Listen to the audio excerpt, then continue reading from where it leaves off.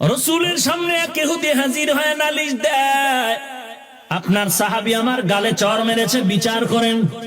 মায়ার নবী ভাবলেন গরম মেজাজের অধিকারী ওমর, ওমর হয়তো চপেটা ঘাত করেছে। কোথায় গেল ওমর? বলে না ওমর না। কে? বলে আপনার সাহাবী আবু বকর।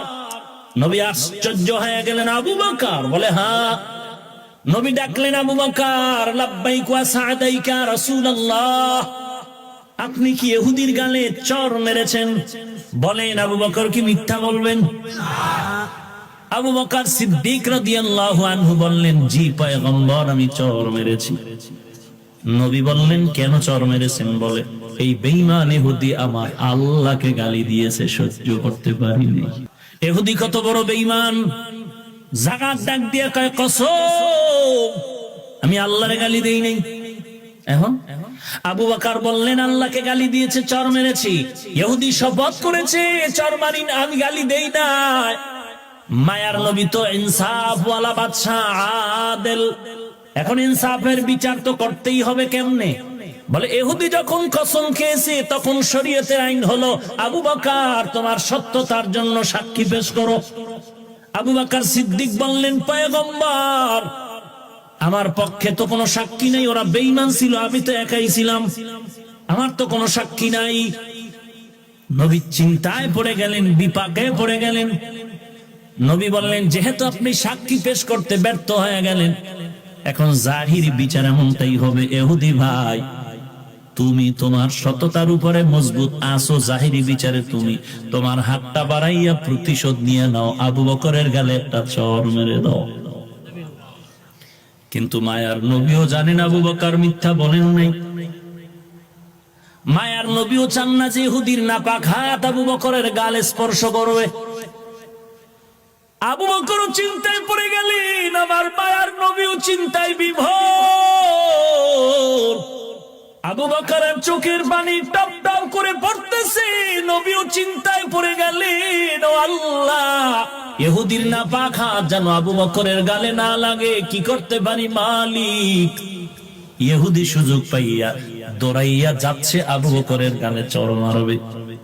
যখন কিনারায় বুঝবে ভাব, এমন সময় জিবরাইল আমিন মাঝখানে দাঁড়ায় গেল। জিবরাইল আমিন এসে বলেন, পয়গম্বর, ইহুদিরে তাড়াতাড়ি দাঁড় করায় দেন, আবু বকরের কাছে যেন যায় না। আপনি কেন আর আবু বকর কেন, আমার আল্লাহ চান না ইহুদির নাপাক হাত আবু বকরের গালে লাগুক। ও পয়গম্বর, আপনি চেয়েছেন আবু বকরের সাক্ষী, আবু বকর ব্যর্থ, কোন সাক্ষী দিতে পারি নাই। আল্লাহ জানিয়ে দিয়েছেন, ও নবী, যদি আপনি আবু বকরের সাক্ষী চান, আল্লাহ নিজেই অর্ডার করেছেন, আবু বকরের সাক্ষী আবার আল্লাহ নিজেই হয়ে গেছে। আল্লাহ নিজে আবু বকরের সাক্ষী। জিবরাইল আমিন খবর দিলেন, ইহুদি পেছনে সরে গেল। এরে নবীর উম্মতের দল, কেমন আমার মায়ার নবী আর কেমন সাহাবী। সাহাবায়ে কেরামদের সামনে নবী বসে বলেন, কোন দিন কার মরণ এসে যায় বলা যায় না, আমার কাছে কেউ কিছু পাইলে তাড়াতাড়ি আদায় করে নেন। কেমন নবী, হ্যাঁ? আর আমার কাছে কেউ কিছু যদি পায়, পাওনাদারের যদি দেখি, কত দোয়া নুস পড়ি, আল্লাহ অন্ধ বানায় দাও, আমার যেন না দেখে। হঠাৎ করে যদি আমার সামনে এসে দাঁড়ায় আর বলে, ভাই পাওনা টাকা দিলি না কেন? লজ্জা নাই বেটা, দিস বারবার চাও। চিন্তা করেন, এর নাম বাঙালি, নিমক হারাম। ভাইরা আমার, অথচ রাহমাতুল লিল আলামিন নিজে বলেন, ও সাহাবায়ে কেরাম, আমার কাছে কারো কোনো পাওনা থাকলে নিয়ে নেন, কখন কার মরণ এসে যায় বলা যায়। সাহাবায়ে কেরাম কাঁপতেছে, এত বড় দুঃসাহস কার হবে যে আমার রাসূলের কাছে কিছু পাইবে আর দাঁড়ায় বলবে আমি কিছু পাবো? সাহাবায়ে কেরামের ঘাম ছুটে গেল। কিন্তু না, হঠাৎ একজন দাঁড়াইয়া বলেন, পয়গম্বর, আমার একটা হক আমি পাওনা ছিলাম আপনার থেকে, আমি নিতে চাই। সাহাবায়ে কেরাম আশ্চর্য হয়ে গেলেন, এত বড় সাহস টাকা। নবী বললেন, কোনো টেনশন করবেন না, আমার কাছে আসার রাস্তা করে দেন। কাছে এসে রাস্তা করে দিলেন। কিনারায় গিয়া বলেন, পয়গম্বর, আপনি আমার গালের উপর একটি চর মেরেছিলেন, আসতে হলো তো মেরেছেন, আমি চাই আমার প্রতিশোধ নিয়ে নিব। হাসে আর বলে মোহাব্বতের নজরে। নবী বলেন, আসেন, কাছে আসেন, প্রতিশোধ দেন। বলে, নবী এভাবে হবে না, আমি তো খালি গায়ে ছিলাম। আমারে যখন আপনি চর মেরেছিলেন তখন আমার পোশাক ছিল না, বডির মধ্যে জামা ছিল না। নবীকে তো আমার জামাও খুলতে হবে। এর নাম রাহমাতুল লিল আলামিন। পয়গম্বর এই কথা শুনে নিজের শরীর মোবারকের থেকে জামাটা যখন উঠাচ্ছেন, খুলবেন, পেছনের অংশটা যখন উঠাচ্ছেন, ওই সাহাবী দৌড়াইয়া পেছনে গিয়া রসুলের গর্দানের নিচে একটু মোহরের নবুয়ত, ওখানে গিয়া চুমু খাইয়া বললেন, নবী আমাকে মাফ করে দেন। নবী বললেন, এর সাহাবী মোহরে নবুয়তে চুমা খাইলি না জানো জান্নাতের অজীব করে ফেললি। কেমন মায়ার নবী আমার, কেমন আদর্শের নবী আমার। কই গেল সেই নবীর আদর্শের যুবক? ওই নবীর আদর্শের মালাটা যদি গলায় লাগাও, আর তোমার লাঠি মিছিল করা লাগবে না, অস্ত্র নেওয়া লাগবে না। সিলেটের জমিন থেকে গৌর গোবিন্দের পতন ঘটানোর জন্য শাহজালাল রহমতুল্লাহ আলাইহি লাঠি মিছিল করতে হয় না, তরবারিও লাগে নাই। ওই জমিনে কালেমার পতাকা বিজয়ের সাথে উড্ডীন করেছে শুধু তাহাজ্জুদের নামাজ আর ফজরের আযান। কোথায় গেল সে আযান, কই গেল সেই তাহাজ্জুদের আওয়াজ আর কান্না? কপাল এতটাই যে খারাপ, নিজেও কাঁদনারে বাঙালি, কেউ কান্না করলে পছন্দ করতে পারে।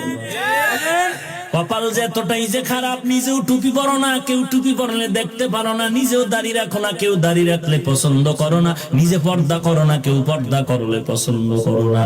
বরং আফসোস করা দরকার ছিল রে মুমিন ভাই, পয়গম্বরের আদর্শের মালাটা গলায় লাগায় জীবনটারে সুন্দর করো।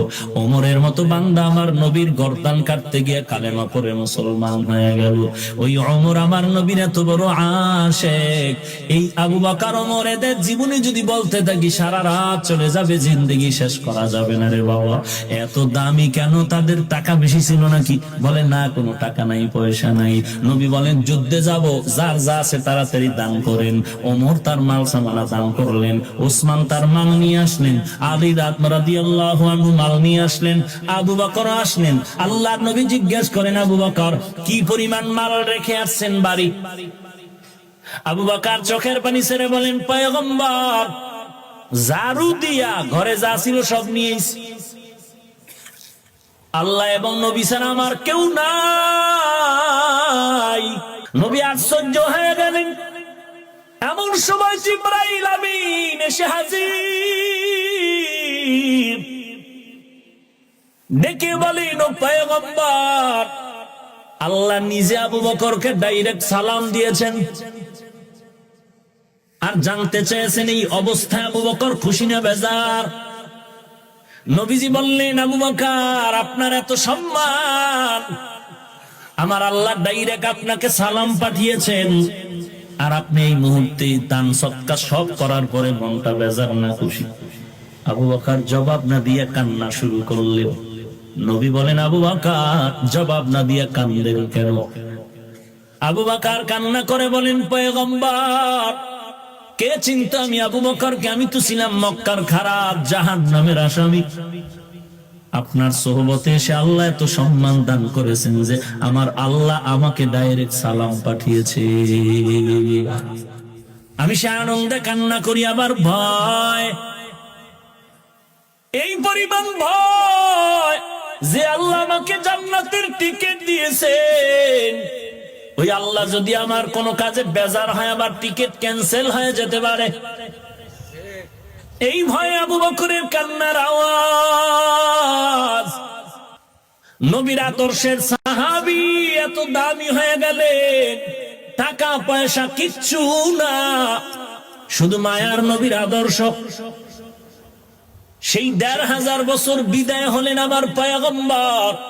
১৫০০ বছরের বেশি হওয়ার পরে আজ এই ময়দানে তাকায় দেখেন নবীর আদর্শের আকর্ষণ কেমন। বাঙালি তো কেউ পায়ের উপরে পা ফালাইয়া নাক টেনে খায় আর ঘুমায় না, সবাই কর্মব্যস্ত। এরপর ওই ময়দানে বসার কোনো বিছানাটাও ভালো না। এতগুলো মানুষ যদি আমাকে বরিশালের এমপি মহোদয় জমা করতেন আর বলতেন ৫,০০০ করে টাকা দিব, ২ ঘন্টা লেকচার দিব, শুনতে হবে, আমার মনে হয় এই রকম বেহেশতের বাগানের মানুষগুলো কেউ বসতো না, বলতো আপনার লেকচার নিয়ে আপনি ঘুমান, টাকা লাগবে না, কিছুই লাগবে না।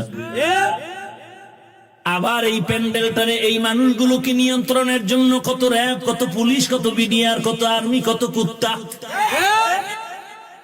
কুত্তা লাগতো না, কারণ মানুষের উপরে বিশ্বাস নাই। মানুষ বড় নিমক হারাম, বডিগার্ডে বডির উপরে মারে। কথা বলেন না কেন? মানুষের উপরে বিশ্বাস নাই, বড় নিমক হারাম। এই জন্য টাকা দিয়ে বাহির থেকে কুকুর এনেছে, কারণ মানুষ মানুষের সাথে বেঈমানি করতে পারে, কুকুর বেঈমানি করে না।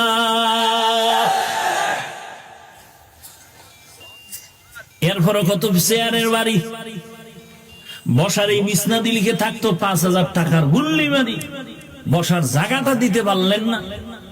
অথচ এখানে যারা বসছেন, এই বসার বিছানাটাও যদি কেউ আপনার বিয়ায় দাওয়াত দিয়া দিত, মোহাব্বতে জুতার বাড়ি কই যাইতো।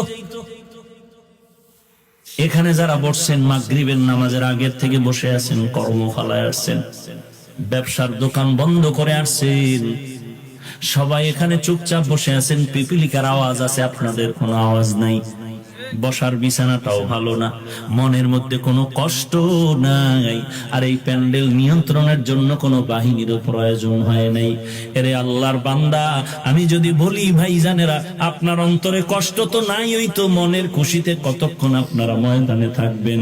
মনে হয় যেন আল্লাহর বান্দারা দ্বীনের নিসবতে আবেগ ভরে বলতো, বয়ানের টানে যদি আমাদের দীর্ঘ রাত ফজর পর্যন্ত রাখেন, আমরা থাকতে রাজি।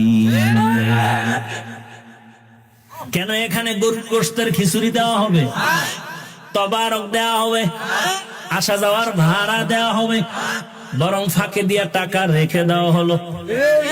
কথা ঠিক না? টাকা রেখে দেওয়া হলো। এরে আল্লাহর গোলাম, এখানে কি আপনি বুঝবেন? কিসের জাদু দেখছেন? নি আওয়াজ নাই, বসার বিছনাটাও ভালো না, সারা রাত থাকতে রাজি, কোনো কষ্টও নাই, সবাই ব্যস্ত। দোকানওয়ালা দোকান বন্ধ করে আসছে, অফিসওয়ালা অফিস বন্ধ করে আসছে। নিয়ত করছিল ঘরে যাইয়ে ছেলে মেয়ের একটু সময় দেবে, এটাও সুন্নত, সেখান থেকে এখানে আসছে। চিন্তা করেন এখানে জাদুটা কি? একমাত্র আল্লাহ তাআলার মহাব্বত আর পয়গম্বরের আদর্শের আকর্ষণ। আমি যদি ঠিকই বয়ান করতে আসতাম, আপনারা তো নাম শুনে আসছেন, স্টেজে বসে যদি দেখতেন আমি প্যান্ট শার্টটাই পরে বয়ানে বসছি, বসতেন? হ্যাঁ, আমার লাইনে ২-১টা গাঞ্জাখোর বসতো। আমি যেটা বুঝাইতে চাই, নবীর আদর্শের আকর্ষণ কত। ১৫০০ বছর চলে গেল, এখনো নবীর আকর্ষণ তাকায় দেখ। আমার মায়ার নবীর সুন্নতের আকর্ষণ এত পরিমাণ, আজও জমিনের মধ্যে নবীর সুন্নতের আকর্ষণ। কিন্তু কপাল বড় খারাপ, ওই নবীর উম্মতের খাতায় নাম লেখায় সে নবীর এখনো চিনতে পারলাম না। অথচ কত বেঈমান আমার নবীকে দেখে নাই, বরং নবীর আদর্শ দেখে কালেমাওয়ালা মুসলমান হয়ে গেল। আমেরিকার বৈজ্ঞানিক নীল আর্মস্ট্রং মাইকেল কলিন্স কালেমা পড়ে মুসলমান হয়ে গেল। ভারতের শিব শক্তি স্বরূপজি কালেমা পড়ে মুসলমান হয়ে গেল। ওই পাকিস্তানের হিন্দি গানের শিল্পী জুনায়েদ জামশেদ কালেমার পতাকা তলে ঢুকলো। এরে নবীর উম্মতের দল, ওই তাবলীগের ময়দানে যাও, নবমুসলিমদের জন্য টঙ্গীতে আলাদা তাবু লাগানো আছে। ওখানে কত খ্রিস্টান মুসলমান হলো, ইহুদি মুসলমান হলো, হিন্দু মুসলমান হয়ে গেল। আজকে মুসলমান দাবি করলাম, মুসলমানের জীবনে নবীর আদর্শের খবর নাই। কাউকে পায়ে ধরিয়া ধরিয়া বুঝাইতে গেল, উল্টা ধমক দেয়, বলে আমি নামাজ পড়বো না, তাতে তোমার কি আসে যায়? আমি নবীর সুন্নাত মানবো না, তাতে তোমার কি আসে যায়? এই জন্য আমগো বরিশালের ভাষায় কয়, এমনি তো নাচনেওয়ালা বুড়ি, আরো যদি পায় ঢোলের বাড়ি। এমনি তো উম্মতেরা সুন্নাত মানতে চায় না, এর মধ্যে আর একজনে যদি কয় সুন্নতের আমল লাগে না, এটারই কয় এমনি তো নাচনেওয়ালা বুড়ি, আরো যদি পায় ঢোলের বাড়ি। ঘর ভরার ভিতরে হ্যাঁ চিৎকার দিছে, ঘরে আগুন আগুন, আর এক সরায় ঘরের ভিতরে পাশে বয়ে বয়ে আলু খায়। কয় এই ফাঁকে আলু খেয়ে নেই, পেটে ক্ষুধা। সুন্নতের ঘরে মুসলমানের লেগেছে আগুন। এর মধ্যে যদি কেউ বলে নফল নামাজ লাগবে না, সুন্নতের আমল লাগবে না, কাজা নামাজ লাগবে না, এত কিছু শোনার পরে নিজের গায়ে লাগলে চুপ থাকা যায়। ইসলামের নবীর আদর্শের উপরে যদি একটু আসর লাগে, আহলে হক ওলামায়ে কেরাম চুপ থাকা উচিত হয় না।